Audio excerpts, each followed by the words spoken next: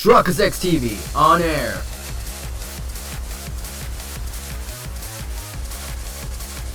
We are now live in 3, 2, 1. Welcome back to another episode of, to another episode of the Ace Attorney Chronicles. In the previous episode, we completed part 2 of the investigations, but now we're going to get into part 3, where the true bad stuff is happening. How today's episode, make sure that like, subscribe to the channel. Behind that door in the storeroom, hurry! We looked through it. We saw the owner and Lestrade. Well, like that.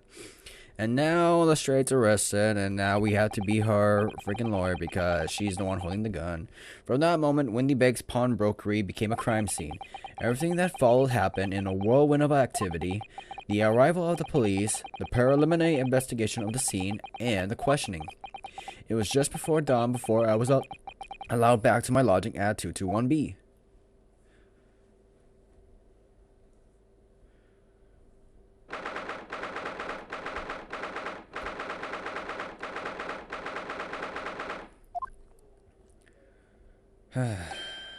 Oh, Iris.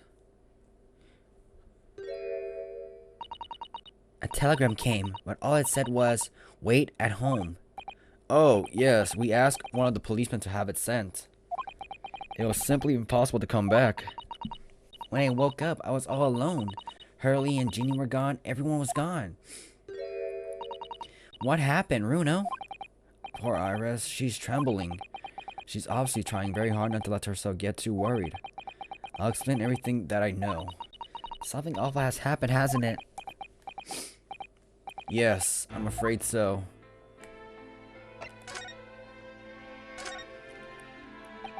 I'm sorry to have to tell you this, Iris, but Mr. Wendy Bake is dead.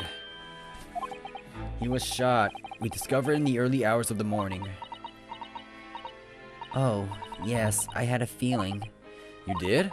Well, I saw all those police carriages pulling up outside his shop, so I knew something must have happened there. When we entered Wendy Bake's in the small hours, we disturbed a gang of 2 thugs. They ran out onto the street and I chased after them, but they got away. So, it was one of them who shot Mr. Wendy Bake, I suppose? I don't know, but that's not what the police believe at the moment. Oh, why not? They've arrested someone else as their prime suspect, you see? Gina. Jeannie? But why? Well, the thing is... No, Jeannie wouldn't do something like that. I know. None of us think she did it. Then why have they arrested her? I'm sorry. There was nothing I could do.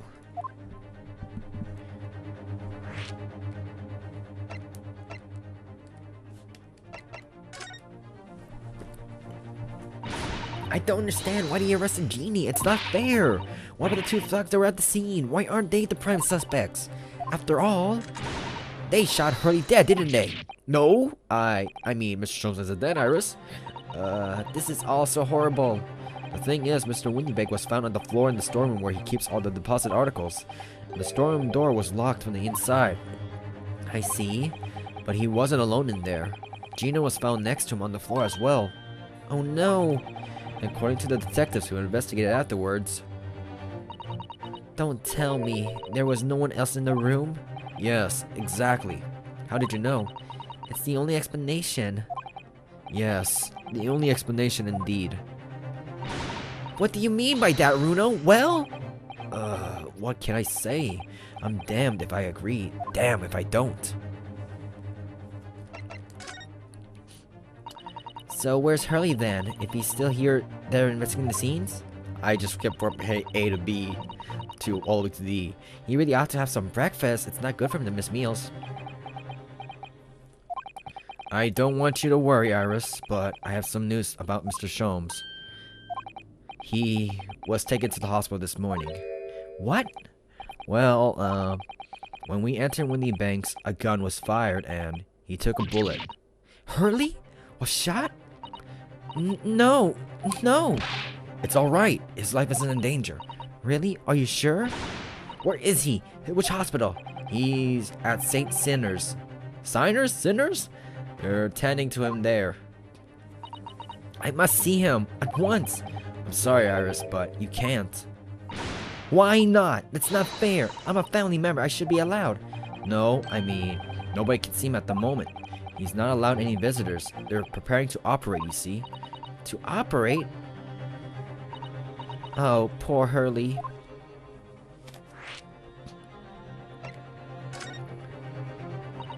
Where's Susie, Runo? She's still at the police station. Oh, why? I expect she's still being questioned. The police said they wouldn't be finished for a while. Why aren't you there then? Well, I didn't get a good look at the criminals anyway, so they weren't questioning me for long. And Mrs. Soto stayed behind the scene to tend to Mr. Sholmes, so they didn't get started until later. I see. Besides, one of us had to come back to be with Iris. I'm glad Inspector Gregson agreed to be leaving me early. Whatever. You should have let me know and I would have come to the station. It was the two thugs who were in Mr. Winnybag's shop. They shot Mr. Sholmes when he disturbed them, you see? It was pitch black inside the shop at the time. My mind went totally blank, I'm afraid. I just froze. After them! Go! After that, I ran out into the street, but, well, they were long gone. I shouldn't have hesitated. I'm sorry. It's my fault. I let them get away. I think that's a very good thing. Sorry? Well, if you'd seen which way they went and chased after them, you might have been shot as well, Runo. On top of everything else, I couldn't bear that. Oh, Iris.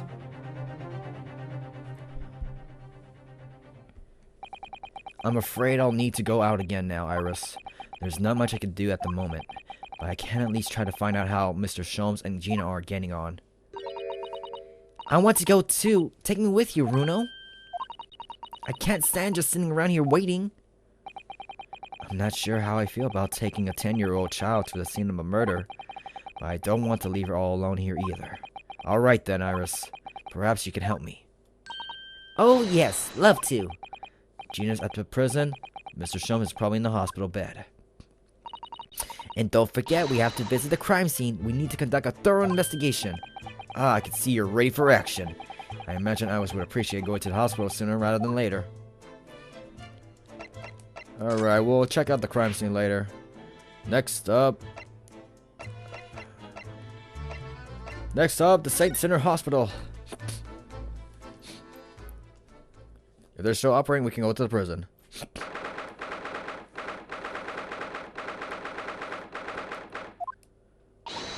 Hurley! Oh. Yeah, he's still being operated, so we had to go somewhere else. No, that's strange. The nurse definitely said he was in bed by the window, didn't she? Oh, I know what's probably happened. Hurley was being a big baby and the bullet wound wasn't that bad after all, so he's been sent home. Not sure about that. Baby or not, there's no question that it was a fairly serious injury that Mr. Sholmes suffered. Oh. Hello, what do we have here? The ward is off limits, no visiting, so what are you doing here, eh?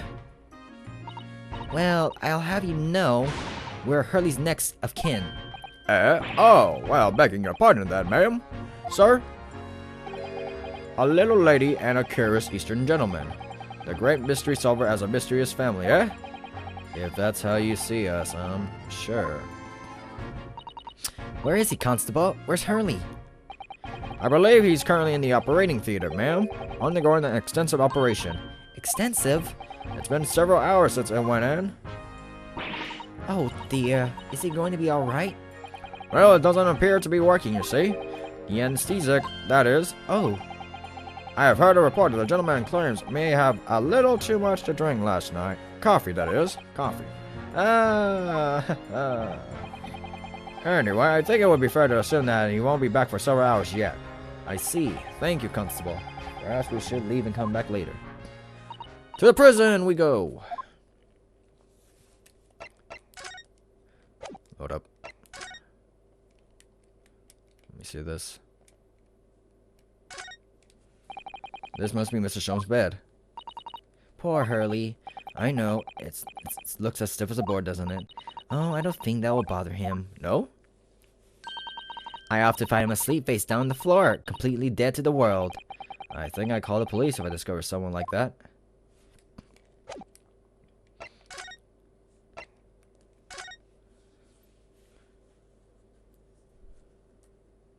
She's not here either. Then we go to the crime scene. Okay, she's here. Hello, Gina. You would think the police would confiscate that, don't you? Ah, you still have that grenade launcher Hurley and I made. I wish she wouldn't point it at me at the time, though. What are you here for? Jeannie? I have a feeling it's because of us that you've ended up in trouble, so we're thinking that we might be able to help you. Well, you can't. Sorry? You heard. Get lost.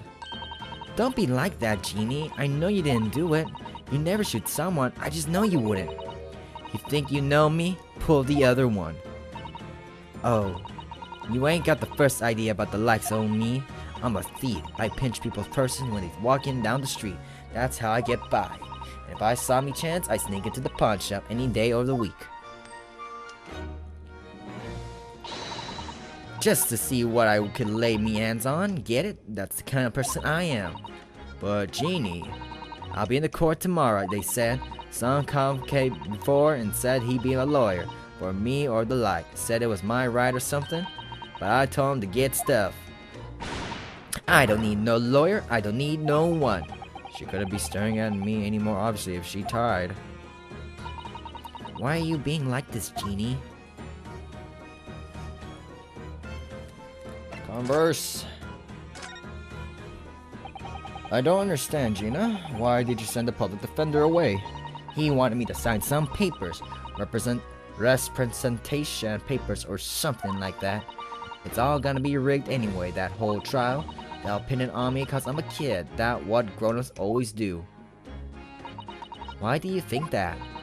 Cause that's how it always been for me, growing up in the back slum my whole life. If you do what the grown-ups tell you, you get your mates dragged off by the coppers, off worse. I've had it happen to me before and all, been slowed down and nearly snaffled on the back of it. Can't trust no one, that's the point. As soon as you do, you're gone to grass, dead.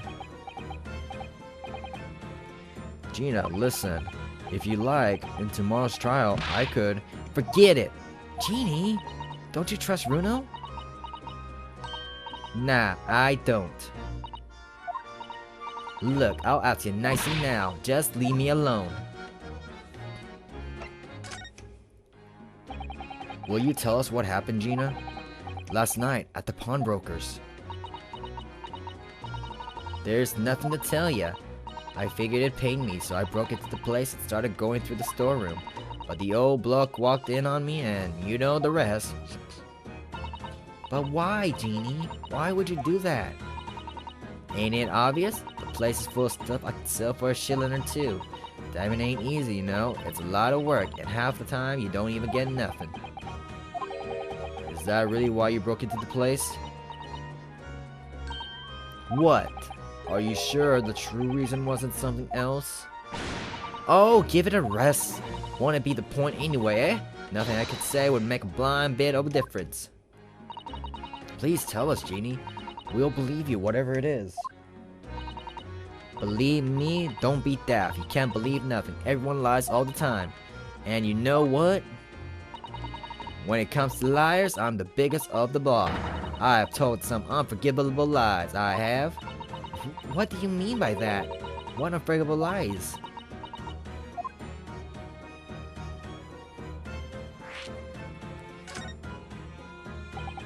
What did you mean before, Gina, when you said you were the biggest liar of the lot? Why don't you tell us what these unforgivable lies you've told are? Maybe we can help. Sorry, we're out of time. They're gonna wanna question me now. Jeannie, please. Oh yeah, I want to give you this, something to remember me by.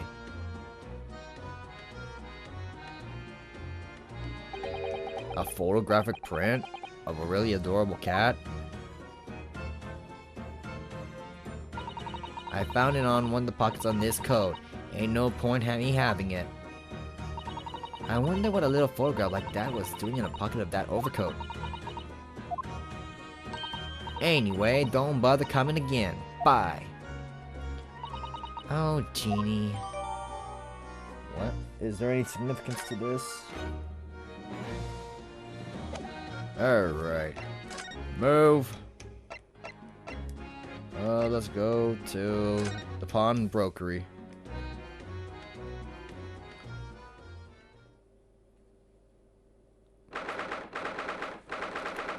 Oh my god, blood on the side. Yo, we got security footage. I forgot we got that. There might be evidence. This is where it happened then. Last night. That's right. The two thugs I told you about were obviously ransacking the place looking for valuables. But apart from the policeman in here, you wouldn't know anything had happened. There's no sign of disturbance. No, you're right about that, actually. In fact, if anyone, it's the police who seem to be the ones doing the ransacking. I know what you mean. They're like a gang of organized criminals, all dressed in black. Oi, I heard that. Oh, I don't know why I want that. Oh, Inspector, good morning. I suppose I ought to thank you for your vigilance last night. We got the scene before it was disturbed, at least. Shame you let the two rogues get away. Mine? Yes, I'm sorry about that. I thought you assigned extra men to beat around here, Gregsy. Now look what happened. Hurley's been injured because there weren't enough police on duty. Your ladyship. No one told me you were coming. I expect you to take full responsibility for what happened to Hurley and see he has the very best medical care. Of course, your ladyship. The very best doctors in the capital are attending to him as we speak. And I don't think it's Runo's fault that the rogues managed to get away, is it? Chasing criminals is the police's job. Absolutely, your ladyship. As you say, ma'am. As you say. A gent in black is totally blameless. Everyone in agreement about that. Would you believe it? He's like a completely different person with Iris. Talk about a personality change. Oh, where are we manners? Are you thirsty, your ladyship? Perhaps you like some juice. Some nice, refreshing fruit juice. Oh, why? Are you thirsty, Gracie? I have some of my special herbal tea with me. If you like some. Oh, look. Chug, chug, chug, chug. With the pinky out, let's go. Ah, lovely. How very much. The very hit the spot, your ladyship. I don't even recognize them like this.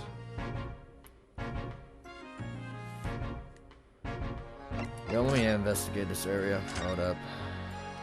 Look at this. Alright then, let's see what we can uncover. Oh, what do you think you're doing, Sunshine? You can't touch anything in here. Oh, but we were hoping to investigate. This is a crime scene, for Pete's sake. No touching. What's the problem, Greg Z? Runo's a lawyer, you know that. Oh, I'm ever so sorry, your ladyship. Ever so sorry. The rules and regulations are the thorn on my side. Of course, if Mr. Naruto has to have properly appointed by the accused, that'd be another matter. The accused? If you could show me some representation papers, I'd be only happy to let you noose around. Did you hear that, Runo? We need Jeannie to sign some representation papers. Looks like presenting the detective here with the correct paperwork is the only way. But we don't have that type of stuff. So, how is the investigation going, Inspector? Nothing to really. Very simple case. There's some very definitive evidence. We're just about to charge that diver we arrested last night, in fact. Gina? You're going to charge her? That's right. Should be able to bring her before the judge at the Bailey tomorrow. Definite evidence, you say? What is it? Come on, show me. Your ladyship, as much I wish I could oblige, I'm afraid. Ah, I see. You've already captured the pair of thugs who broke in here last night, have you? What? And you're going to put them on the stand as witnesses, are you? How? How could you? How? How could you possibly know that? I had a feeling, that's all. Remind me never to try to keep a secret from Iris. So, you arrested the two men who shot Mr. Sholmes, have you? Well, yes, they were rounded up pretty quickly by the lads on the beat. And Miss Lestrade is being held at the prison? She should be. That's assuming she hasn't left the key from the jailer, of course. Can you tell us anything about Mr. Sholmes? What is his condition? Sorry, I'm not at liberty to divulge that information. Scotland Yard matters are strictly confidential. Well, I know he's being operated at St. Sinner's. Why can't I see him? I'm family, you know. I'm terribly sorry, your ladyship. It's the hospital's policy, no visiting at all. Oh. The bullet must have hit him in an artery in his midriff. He lost a fair bit of blood. Oh, no. He didn't seem too bad in the first hour or so. But a hemorrhage like that is enough to make even one and only Sholmes pipe down. Mr. Sholmes is a human like the rest of us, you know. Well, anyway, he's having emergency surgery right now. They gotta stop the bleeding. But he'll be alright, won't he? They'll be able to make him better, right? Oh, of course, your ladyship. He'll be right as rain before you know it. Really? How do you know? How do I know? Because, of course. Ah, yes, because Mr. Sholmes is such a great detective, that's why. We better pray the doctors have a better grasp of what's needed to make someone well again. Oh dear, please don't die, Hurley. I'll report to your ladyship the moment I hear he's out of operating theater. I couldn't help noticing, Inspector. What? What's it, Sunshine? Well, there seems to be a marked difference between the way you talk to me and Iris. Watch the sauce, Sonny. I'm a copper, and we don't get into favoritism. But he's right. You do treat us differently. It's because of those Adventures of Sherlock Sholmes stories. That's why? Oh? I crop him up, don't I? Inspector Tobias Gregson. Oh, well, yes, because you're an acquaintance of Hurley's. What did you write about the inspector, Iris? I don't remember, really. It was one of Sholmes' lines. Gregson is the smartest of the Scotland Yarders, is how he put it. Oh, did I write that? And you know what the one line did for me, eh? The very next month, my pay doubled. Doubled, I tell you. Oh, that's amazing. All because everyone at the yards reads them. They read all the Sherlock Sholmes stories. I even set up a fan club for me. Of course, that explains everything. It was around that time you became such a toady to me. Can you blame me? All it takes is one bad word from you and Sholmes could change his tune about me. Gregson? No. The great detective will say he's getting quite overrated these days. Think of what would happen to my salary if that came out in print, eh? The whole thing gives me the willies. I can't tell you how many nights of sleep I've lost worrying about it. But that would never happen, Gregsy. Every month when the new Reds Maxi comes out, my hands are trembling as I turn the pages. Oh, how awful for you. Here, have some of my tea, settle your nerves. Chug, chug, chug, chug, chug, chug, chug, chug. Ah, lovely. The very much. That really hit the spot, your ladyship. Teetotal. Oh, yeah. There's something I was supposed to talk to you about, actually, Mr. Naruto. Yes? What is it? I've got an important message for you. I clean forgot about it till now. An important message. I wonder what it could be.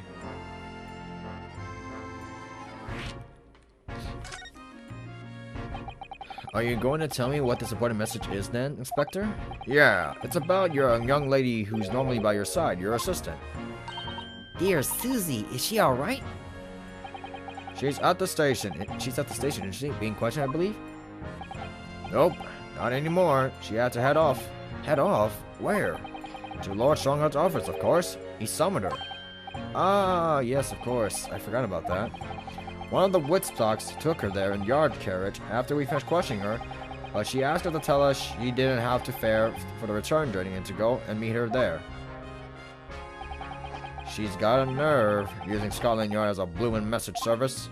I see. Well, thank you for passing that on, Inspector. Why did Sissy have to go to see the Lord Chief Justice? She didn't tell me, but I'd better head over to the Lord Chief Justice's office to fetch her straight away. Alright then. Move. Up. Here we go.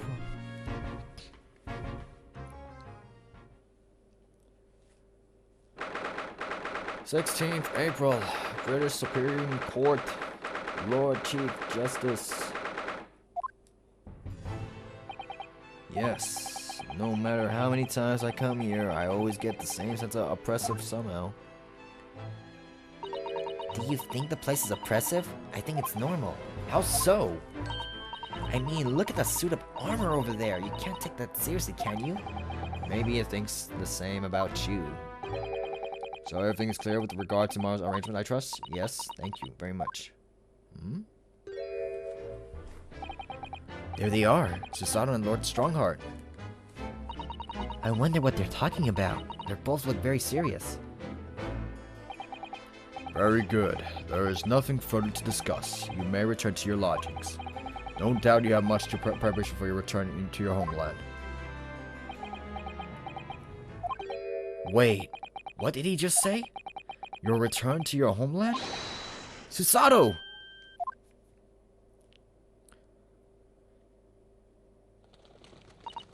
Oh, Mr. Naruhodo. What was all that about? Ah, Mr. Naruhodo, thank you for coming to collect your colleague. What's this all about? Why were you talking about Mr. Susato's return to homeland? And tomorrow? Tomorrow? What about Jeannie's trial? You mean she's been formally charged now? Oh dear.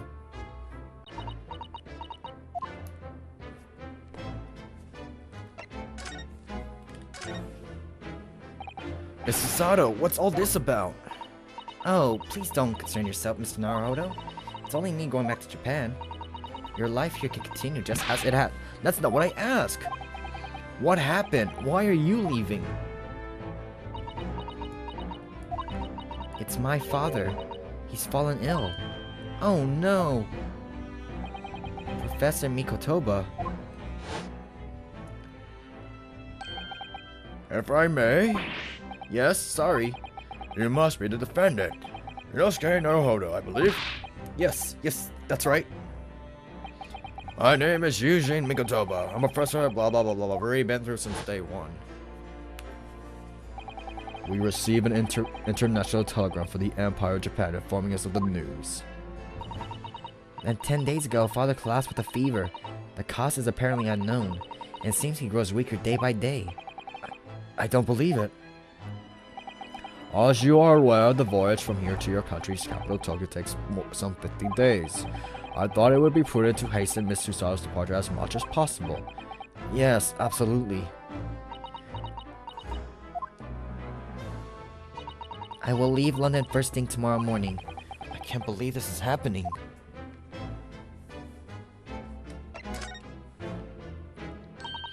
So Gina has been charged? She'll have to appear in court? Yes, she was formally charged a few hours ago. The date of the trial has already been set for tomorrow. No, not even 24 hours later? Gina. Ah, the Lestrade girl, and the murder of the Baker Street pawnbroker, yes. At all true transparent case, the pickpocket was clearly disturbed mid-robbery and shot the man in panic.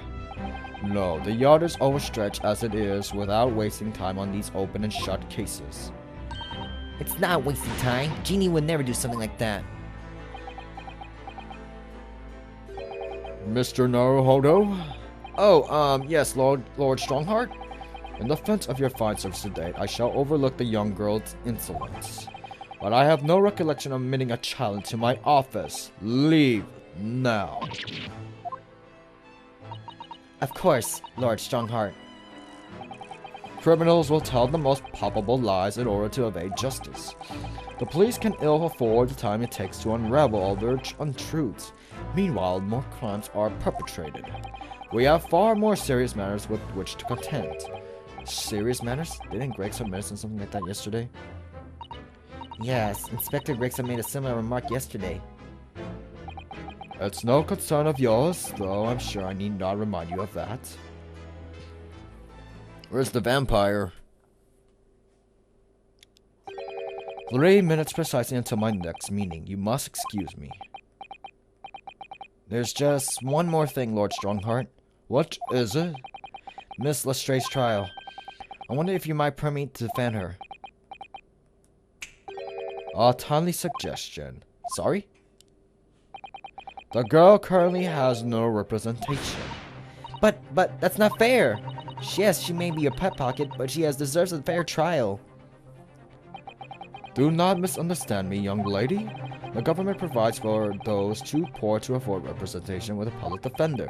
The accused need only sign the relevant paperwork, and the defense barrister will be assigned to the case. However, the young girl in question has refused that right. Why would she do that? A question you would do well to direct at Miss Lestrange. You'll find her at the local prison. Yes, thank you. Already been through there. Now then, it's time I was leaving. Good day to you. What a day.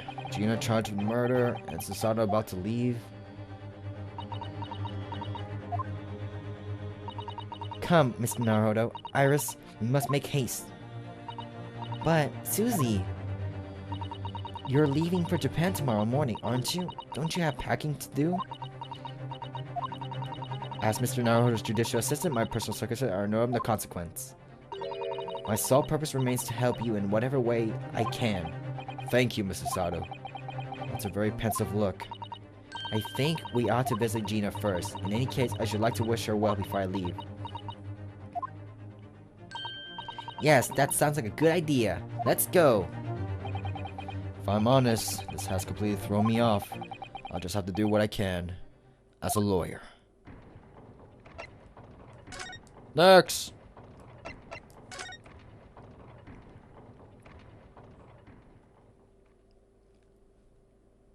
We're back here again.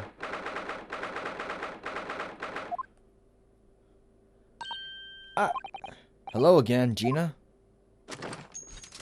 You would think the police will confiscate that thing.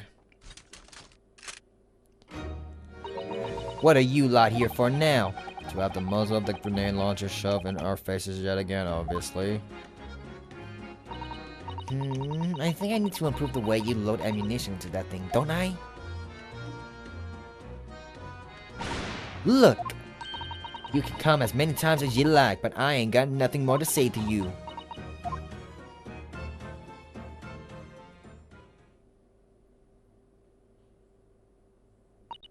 Gina, I wonder if you might hear me out.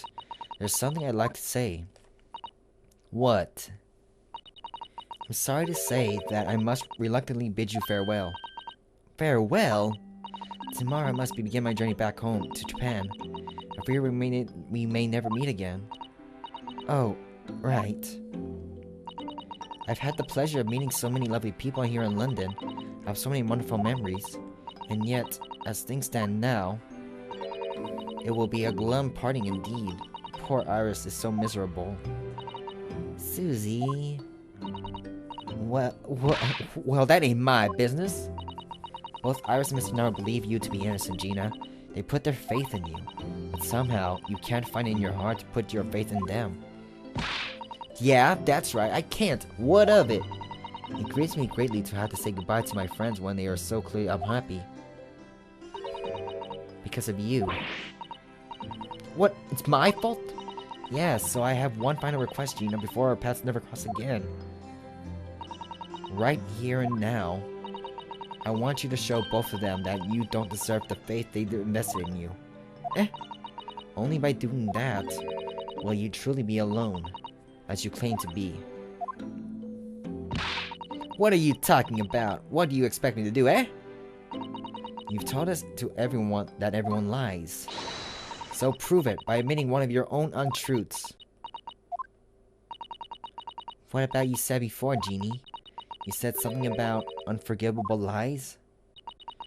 You must tell Mr. Naruhodo and Iris the truth now. That is my last request before I leave. My last request as a judicial assistant. I can't. Whatever these lies are, they're obviously weighing very heavily on Gina's mind. Gina, I could be wrong, but is it something to do with what happened 2 months ago? Something about the trial? Man, why do we come back to this? The one which Magnus McGill was acquitted? The case of that mysterious murder that took place inside the omnibus. You were called as a witness by the prosecution. Is that what this is about? Yeah, you're right. Because in that trial, I lied. I lied like you wouldn't believe. Will you tell us about it now?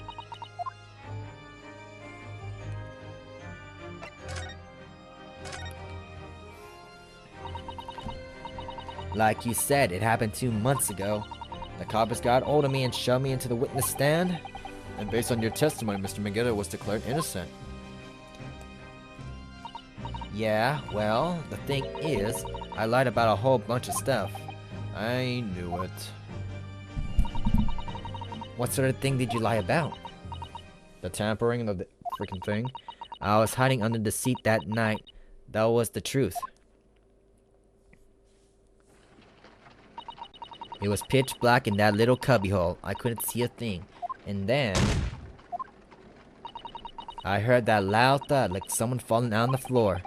And that's when Mr. McGill discovered you. Yeah. He pulled me out from the seat and sat me next to the dead man. He was already dead? There weren't much light to see by, but when I looked at me hands, I had covered in blood all over them. I was so scared I couldn't even speak. You had his blood on your hands? In other words, it was Gina that the witnesses on the roof saw through the skylight. Then Mr. McGill started asking you questions, I suppose. Who you were and why you were hiding under the seat? Yeah, and he did. Only, that's not all. What do you mean? I mean, he threatened me. Threatened you? How? He made me swear about what I seen and what I heard, and about what he was gonna do after the cub was found dead. He made me swear I wouldn't tell no one about any of it. If I did that, he said he'd let me scamper off before the coppers showed up.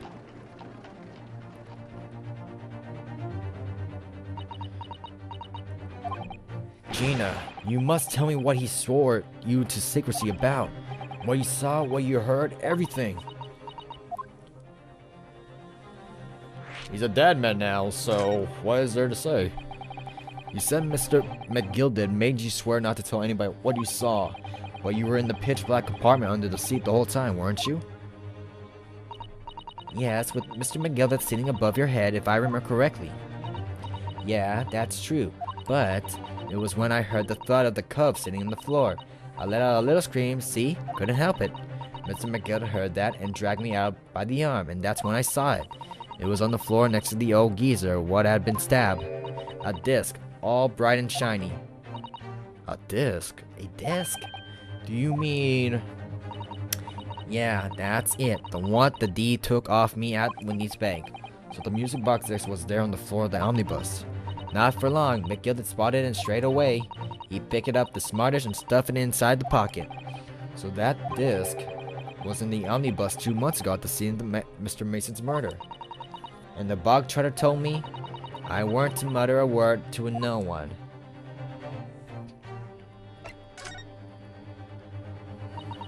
Cause it was so dark under the seat in the cab, I was straining me ears the whole time. After a while, I heard the door and footsteps inside the cabin. Presumably that was McGilda getting on board? Nah, not only him.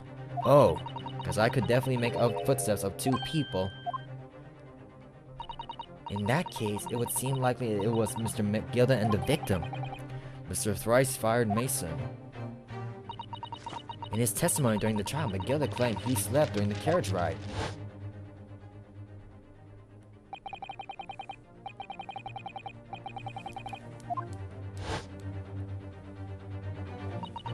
And your own testimony, Gina, supported his.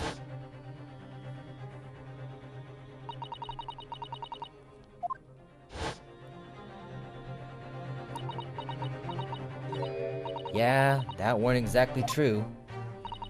Neither of them was asleep. I could hear him talking the whole time in low voices. What? What were they talking about? Sorry, don't know. The sound of their horses and the wheels was too loud. But that still tells us something. Mr. McGilda and the victim knew each other. So McGilda was lying as I suspected.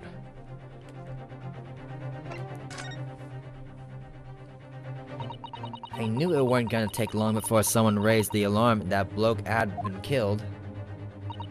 Yes, you were quite right. The other passengers on the roof deck noticed very quickly. So when the cab came to stop, McGilda told me to hide back under the seat again. I climbed in and waited. The two cubs from up top ran off to get the coppers. Yes, Mr. Fairplay and Mr. First. Right, and after they gone, McGilda asked the driver to do him a favor. A favor? Now then, fella, what I need you to do is take a coat of mine and deposit it with a nearby pawnbroker. And for your troubles, let's see now, I'll give you 10 guineas. A nearby pawnbroker? You mean on Baker Street? Yep, you got it. It was Windy Banks. The coachie snapped up the money and ran off to the pub to this coat as fast as he could. So then there was no one left in the carriage. McGilda opened the box under the seat and let me get out of there, but not without conditions. I see. Conditions? What were McGilda's conditions then? For letting you go free, I mean. Not telling a soul, not for anything, about what I saw and what I heard. And there was something else as well. There's more? Yeah, this is the most important thing, he said. I'm after sending the coachman on a little errand for me, with some small change in his hand. Now then, did you hear what I asked of him? Did you see anything at all? You asked him to go pop your weasel, right? Aye, the fiend's taking me overcoat to deposit with a pawnbroker here whereabouts, and I want you lads to take the redemption ticket for it. You understand? What, you want me to have the ticket? That's right, and I'll come fetch it for ye later, sometime within the next 2 months. You're to hang on it until then, is that clear? And whatever ye do, don't lose it. Alright then. And in case I might happen to be delayed at all, you're to go to the pawn shop, Windy's Bank, so it is, and you're to extend the loan afore the 2 months is up.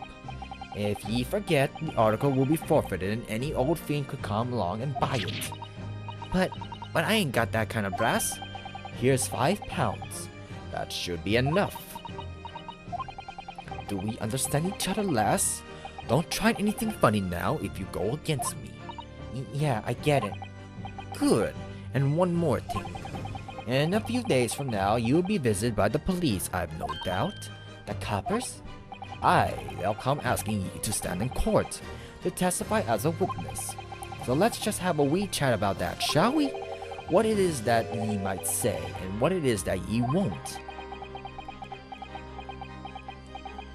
How long was it before those guys came in and arrested him?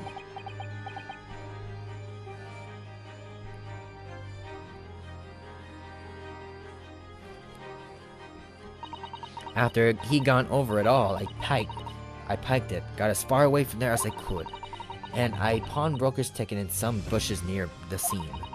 I went to fetch the next day once it got dark, so McGilda planned it, and coerced Gina into giving false testimony.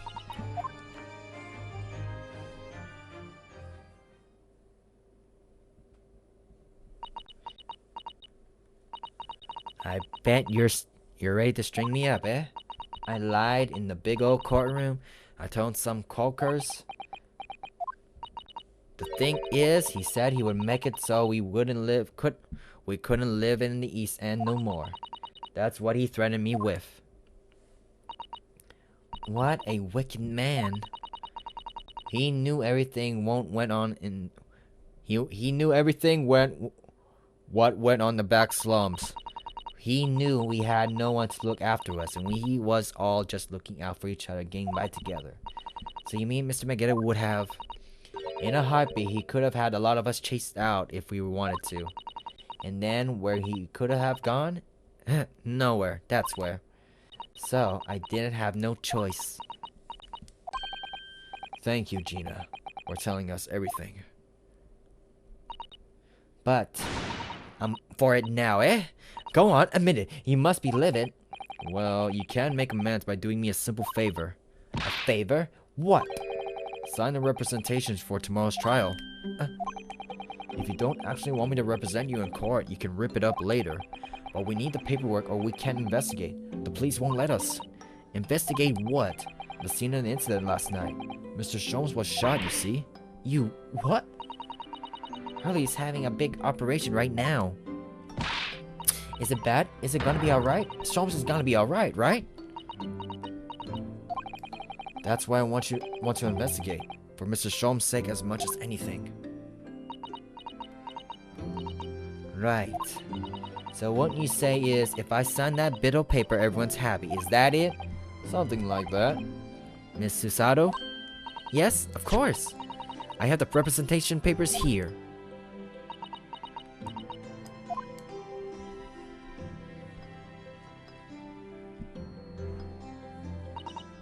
I don't need no one to stick up for me though. No lawyer or nothing.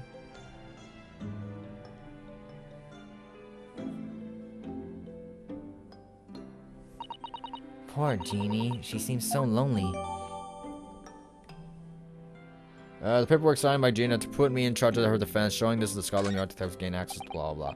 Well, at least this should mean we can investigate this scene in the Windy Banks now. Yes, and perhaps we could come back to visit Jeannie when we're done here. I feel like we finally cracked Gina. She opened up to us at last. Now I have representation papers. No one else knows just what a responsibility that is. Anyway, for now it means Inspector Gregson can't stop us investigating at the Windy Banks. Although, something tells me he's not going to be happy about it. Another to be continued? Oh my gosh. Like, comment, subscribe. Chronicles XTB, and I'm signing out.